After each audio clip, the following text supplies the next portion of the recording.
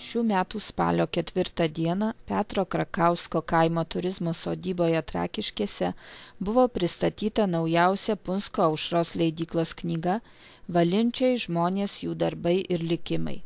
Apie ją papasakojo knygos sumanytojas Kazimieras Baranauskas ir jam talkinę kiti autoriai Marytė Savickienė ir Juozas Vaznelis.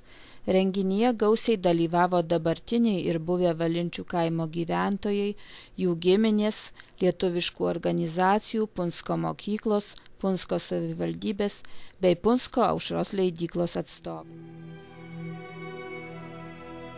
Va čia 3 šulai yra šitos knygos, šito renginio ir mes čia pagrindiniai autoriai, dar čia daugiau pasinaudojom, čia leidiniais ir Aušros čionais, ir tą leidiniais leidyklos, ir panaudojom straipsniai, kurie tik tai kalba apie Valinčius.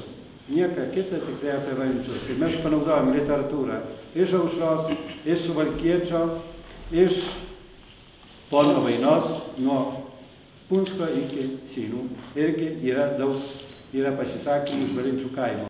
Ir tą visą medžiagą mes šiandien visi nuo praeitų metų. Taip, rinkom, rašėm, kūrėm metus laiko, bet ir sukūrėm. Ir va šiandien o tokią knygą sukūrėm. Knygos gerbėjų. Knygą rašyti sumanė mūsų gerbiamas redaktorius Kazimieras Baranauskas, Suvalkiečio redaktorius, ir knygos jau anksčiau išleistos Suvalkų lietuviai. Mums gera ir miela, kad gerbiamas Kazimieras pakvietė mus su Juozuku Vazneliu talkininkauti jam. Mes sudarėm tokį tartum trejetuką, mažą kolektyvą. Mums, nenoriu girtis, bet atrodo, kad sekėsi neblogai, gerai.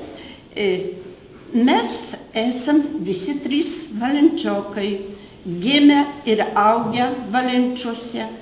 Į gimtą kaimą mes šaknis įleidom giliai. Mums Valinčių kaimas yra brangus, gražus ir įdomus. Verta apie jį buvo rašyti. Aš galvoju, kad nebus nuobodu ir skaityti.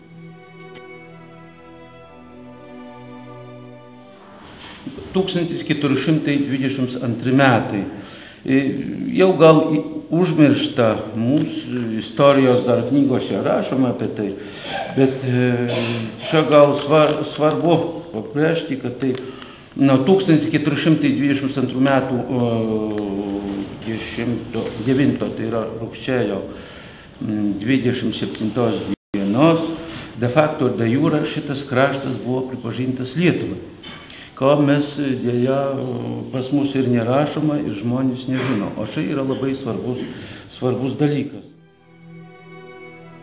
Yra toks posakis, kad knyga tautos paminklas. Aš manau, kad tai yra tiesa ir čia Valinčiuose yra ir akmeninių paminklų, ir medinių paminklų pastatyta.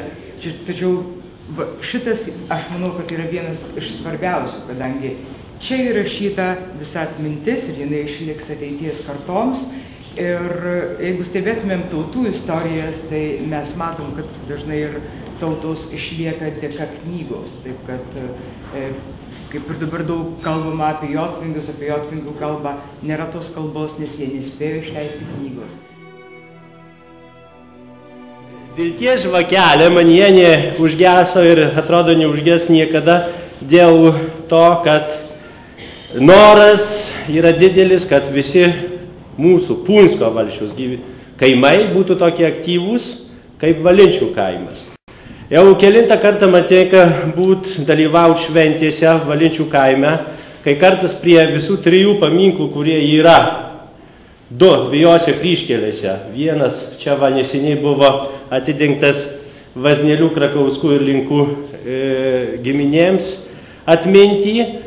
Ir šiandien knygos pristatymė, tai reiškia, kad šitas kaimas yra aktyvus ir visas kaimas, ne tik tie, kurie kažkur gyvena, tarp kitko ir Punske, ir Suvalkuose, bet ir mūsų Valinčių kaimo ūkininkai yra labai aktyvūs.